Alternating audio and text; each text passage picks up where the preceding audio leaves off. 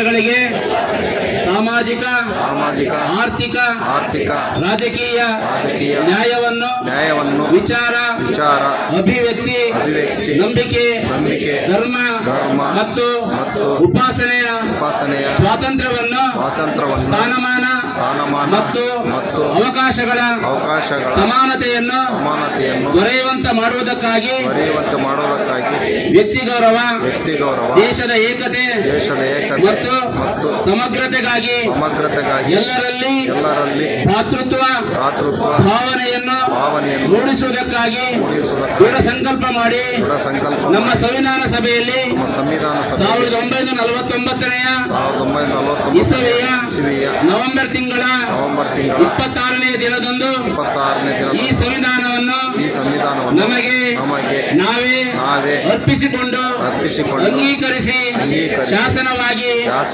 ವಿಧಿಸಿಕೊಂಡಿದ್ದೇವೆ. ಜೈ ಭೀಮ್, ಜೈ Bhim. Doctor Baba Saheb Ambedkar ಅವರು ಈ ಅನಿಷ್ಟ ಪದ್ಧತಿಯನ್ನ ಹೋಗಲಾಡಿಸಬೇಕು. ಈ ಹಿಂದೂ ಸಂಸ್ಕೃತಿಯಲ್ಲಿ ಇರತಕ್ಕಂಥ ಅನಿಷ್ಟ ಪದ್ಧತಿ ಪ್ರಪಂಚದಲ್ಲಿ ಯಾವ ಧರ್ಮದಲ್ಲೂ ಕೂಡ ಇಲ್ಲ ಅನ್ನುವಂತ ಯೋಚನೆ ಆ ಸಂದರ್ಭದಲ್ಲಿ ಬಾಬಾ ಸಾಹೇಬ್ ಅಂಬೇಡ್ಕರ್ ಇತ್ತು. ಸಮಾಜವನ್ನು ತಿದ್ದಬೇಕು, ಏನಾದರೂ ಮಾಡಿ ಸಮಾಜಕ್ಕೆ ಅಥವಾ ನನ್ನ ಕೊಡುಗೆಯನ್ನು ಕೊಡಬೇಕು ಅಂತ ಹೊರಟು ಹೇಳಿ ಸುಮಾರು 100 ಸಂವಿಧಾನಗಳನ್ನ ಪ್ರಪಂಚದಲ್ಲಿ ಓದಿ ಭಾರತ ಬೃಹತ್ ಸಂವಿಧಾನವನ್ನು ರಚನೆ ಮಾಡಿದರು. ಅವರಿಗೆ ಹಿಂದೆ ಗೊತ್ತಿತ್ತು ತಾವು ಕಷ್ಟ ಏನು ಪಟ್ಟಿದ್ವಿ ಅಂತ ಹೇಳಿ. ಸಾಮಾಜಿಕವಾಗಿ, ಧಾರ್ಮಿಕವಾಗಿ, ಆರ್ಥಿಕವಾಗಿ, ಶೈಕ್ಷಣಿಕವಾಗಿ ನಮ್ಮ ಸಮಾಜ ಯಾವ ರೀತಿ ಹಿಂದೆ ಉಳಿದಿದೆ ಅನ್ನುವಂಥದ್ದನ್ನು ಕಷ್ಟದಲ್ಲಿಟ್ಟು ಅದಕ್ಕಾಗಿ 1949 ನವೆಂಬರ್ 26ನೇ ತಾರೀಕಿನ ದಿವಸ ನಮ್ಮ ಸಂವಿಧಾನ ಅಂಗೀಕರಣ ಆಯಿತು. ಹಳ್ಳಿನಲ್ಲಿ ಬಂದಾಗ ನಾನು ಕಟಿಂಗ್ ಮಾಡಲ್ಲ ಅಂದ ತಕ್ಷಣ ಯಾಕೆ ಮಾಡಲ್ಲ ಅನ್ನೋ ಅವನ ಸಮಸ್ಯೆ, ಅವನು ಹೊಟ್ಟೆಪಾಡು. ಇಲ್ಲಿರ್ತಕ್ಕಂಥ 15 ಜನ ನೋಡ್ಬೇಕಾ, 150 ಜನ ನೋಡ್ಬೇಕಾ? 150 ಜನದ ನನ್ನ ಆದಾಯ ಎಷ್ಟು, 15 ಜನದ ಆದಾಯ ಎಷ್ಟು? ಈ 150 ಜನ ಎಲ್ಲವರೆಗೂ ತಿಳ್ಕೊಳಕ್ಕಾಗಲ್ವೋ, ಈ 15 ಜನ ಎಲ್ಲವರೆಗೂ ಪ್ರತಿಭಟಿಸೋದಲ್ವೋ, ಅಲ್ಲಿವರೆಗೂ ಇವನೊಬ್ಬನೇ ಸಂಕಟಕ್ಕೆ ಒಳಗಾಗ್ತಾನೆ. ಅದೇ ವ್ಯಕ್ತಿ ಪಟ್ಟಣದಲ್ಲಿ ಮಾಡ್ತಕ್ಕಂಥ ಸಂದರ್ಭದಲ್ಲಿ ಹೋಗಿರ್ತಕ್ಕಂಥ ನಾಗರಿಕರು ಯಾವರೇ ಅದು ಮೇಲ್ದರ್ಜೆ ಇರ್ಬೋದು, ಕೆಳದರ್ಜೆ ಇರೋದು ದರ್ಜೆ ಇಲ್ಲ, ಮಾನವರು. ಆ ಮಾನವರು ಕೂತ್ಕೊಂಡಾಗ ಹೋಟ್ಲಲ್ಲಿ ಅವ್ನು ತಿಂಡಿ ತಂದ್ಕೊಂಡು ಯಾವ ಜಾತಿಯಿಂದ ನಾವು ಯಾರೂ ಕೇಳಲ್ಲ, ಅಡಿಗೆ ಭಟ್ಟ ಯಾವ ಜಾತಿ ಅಂತ ಕೇಳೋದಿಲ್ಲ, ಬಟ್ಟೆ ಅಂಗಡಿಯಲ್ಲಿ ಖರೀದಿ ಮಾಡ್ಬೇಕಾದ್ರೆ ಅವ್ನು ಯಾವ ಜಾತಿಯಪ್ಪ ಅಂತ ನಾವು ಕೇಳೋದಿಲ್ಲ.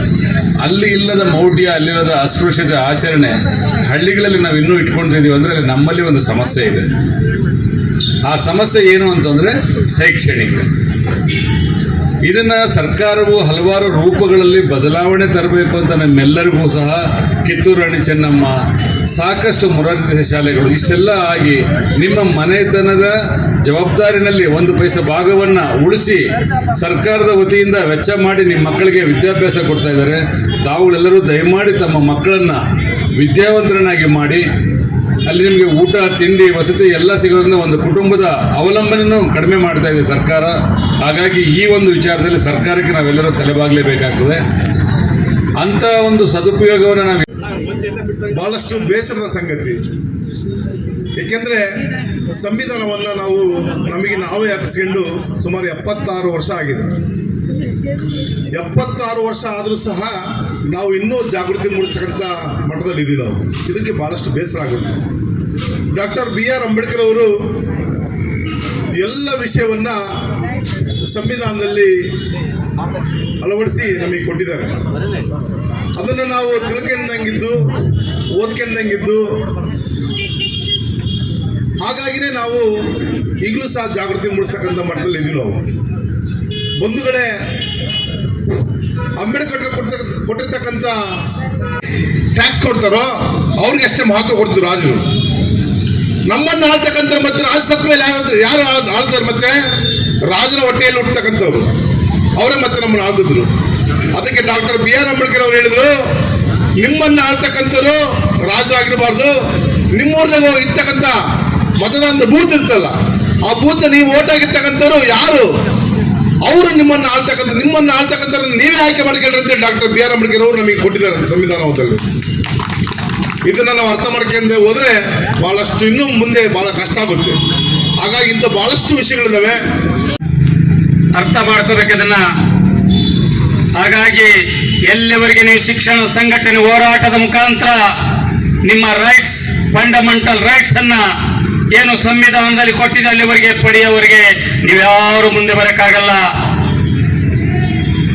ಆ ಒಂದು ಸಂವಿಧಾನದಲ್ಲಿ ಕೊಟ್ಟ ಮೀಸಲಾತಿಯಿಂದ ಇಲ್ಲಿ ಬಂದು ಕೂತಿದ್ದೀರಿ. ಇಲ್ಲಿ ಇವತ್ತು ತಾಯಿ ಸಹೋದರಿ ನಿರ್ಮಲಾ ಇಲ್ಲಿ ಅಧ್ಯಕ್ಷ ಉಪಾಧ್ಯಕ್ಷ ಆಗಿದ್ದಾರೆ ಅಂದ್ರೆ, ನಾನಿಲ್ಲಿ ಶಾಸಕ ಆಗಿದ್ದೇನೆ ಅಂದ್ರೆ, ನನ್ನ ಮಗ ಎಸ್ ಅಧಿಕಾರಿ ಆಗಿದ್ದಾನೆ ಅಂದ್ರೆ ಸಂವಿಧಾನ ಸಂವಿಧಾನ ಸಂವಿಧಾನ.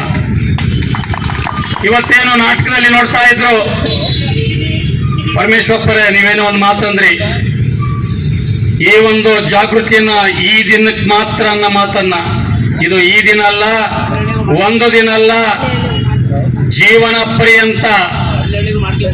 ಇದು ಒಂದು ದಿನ ಇರ್ಲಿ, ಕೂತ್ಕೊಳ್ಳಿ, ಆ ಮಾತು ಬರಬಾರ್ದು ಒಂದು ದಿನ ಅನ್ನಂಥದ್ದು. ಹಾಗಾಗಿ ನಮ್ಮ ಜೀವನ ಪರ್ಯಂತ ಇರಾವರಿ ಹೋರಾಟವನ್ನು ಮಾಡಬೇಕಾಗ್ತದೆ, ನಮ್ಮ ಹಕ್ಕುಗಳನ್ನು ಪಡಿಬೇಕಾಗ್ತದೆ. ಇವತ್ತು ಸಮಯ ಆಗಿರಬಹುದು, ಕೂತ್ಕೊಂಡು ಕೇಳಿ ಎಲ್ಲ. ಹಾಗಾಗಿ ಅಂಬೇಡ್ಕರ್ ಹೇಳ್ತಾರೆ ಒಂದ್ ಕಡೆ, ನಾನು ನನಗಾಗಿ ಹುಟ್ಟಲಿಲ್ಲ, ನಾನು ನನಗಾಗಿ ವಿದೇಶಕ್ಕೆ ಹೋಗಲಿಲ್ಲ, ನಾನು ನನಗಾಗಿ ಓದಲಿಲ್ಲ, ಎಲ್ಲಿವರೆಗೆ ನನ್ನ ತುಳಿತಕ್ಕೊಳಗಾದಂತ ದಲಿತರು ಅವರನ್ನ ಎದ್ದು ಬಡಿಸುವಂಥದ್ದು ನನ್ನ ಕೆಲಸ ಅನ್ನಂತ ಮಾತನ್ನ ಮೂಕ ನಾಯಕ ದಲಿತ ಸೂರ್ಯ ಅಂತ ಏನ್ ಕರೆಸ್ಕೊಳ್ತಾರೋ ಅವರು ಕೊಟ್ಟ ಕೊರೆ. ಹಾಗಾಗಿ ನಾನೆಲ್ಲ ದಲಿತರಿಗೆ ಮಕ್ಕಳ ಇಲಾಖೆ, ಸಮಾಜ ಕಲ್ಯಾಣ ಇಲಾಖೆ ಇವುಗಳ ಸಂಯುಕ್ತ ಆಶ್ರಯದಲ್ಲಿ ಇವತ್ತು ಜಾಗೃತಿ ಮೂಡಿಸುವಂತ ಒಂದು ಕಾರ್ಯಕ್ರಮ. ಈಗ ನಾವು ಊಟ ಮಾಡಿದ್ರೆ ಮಾತ್ರ ನಮ್ಮ ಹೊಟ್ಟೆ ತುಂಬುತ್ತೆ. ಇವತ್ತು ನಾವು ಜಾಗೃತಿ ಮೂಡಿಸುವಂಥದ್ದು ಕೇವಲ ಒಂದು ನಿಮಿತ್ತ ಮಾತ್ರ. ನೀವುಗಳು ಎಲ್ಲಿವರೆಗೆ ಇದನ್ನ ತಿಳ್ಕೊಳ್ಳೋದಿಲ್ಲ, ಎಲ್ಲಿವರೆಗೆ ಪ್ರತಿಭಟನೆಯನ್ನು ಮಾಡೋದಿಲ್ಲ, ಇವುಗಳ ವಿರುದ್ಧ ಅಲ್ಲಿವರೆಗೆ ನೀವು ಇಲ್ಲೇ ಇರ್ತೀರಾ ಇಂಥ ಕಾರ್ಯಕ್ರಮ. ಹಾಗಾದ್ರೆ ಇನ್ನು ಅದೇ ರೀತಿ ತೊಳೆತಕ್ಕೊಳಗಾಗಬೇಕಾ?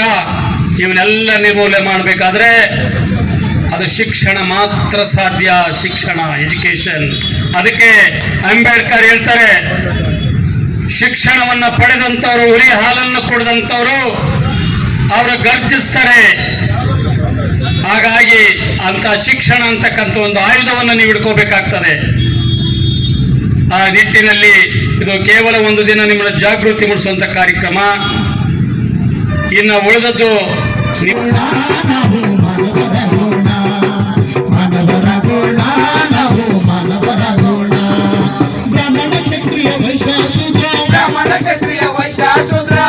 ಹಿಂದೂ ಮುಸಲ್ಮಾನ ಪಾರಸಿ ಕ್ರೈಸ್ತ, ಹಿಂದೂ ಮುಸಲ್ಮಾನ ಪಾರಸಿ ಕ್ರೈಸ್ತ, ಬ್ರಾಹ್ಮಣ ಕ್ಷತ್ರಿಯ ವೈಶ್ಯ ಶೂದ್ರ, ಬ್ರಾಹ್ಮಣ ಕ್ಷತ್ರಿಯ ವೈಶ್ಯ ಶೂದ್ರ, ಹಿಂದೂ ಮುಸಲ್ಮಾನ ಪಾರಸಿ ಕ್ರೈಸ್ತ, ಹಿಂದೂ ಮುಸಲ್ಮಾನ ಪಾರಸಿ ಕ್ರೈಸ್ತ, ಎಲ್ಲರೂ ಆಗಿ ಒಡಗಿಗಟ್ಟಾಗಿ, ಎಲ್ಲರೂ ಆಗಿ ಒಡಗಿಗಟ್ಟಾಗಿ, ಬದುಕಿಯು ಸತ್ತು ಇರುವುದು ಸಾಕು,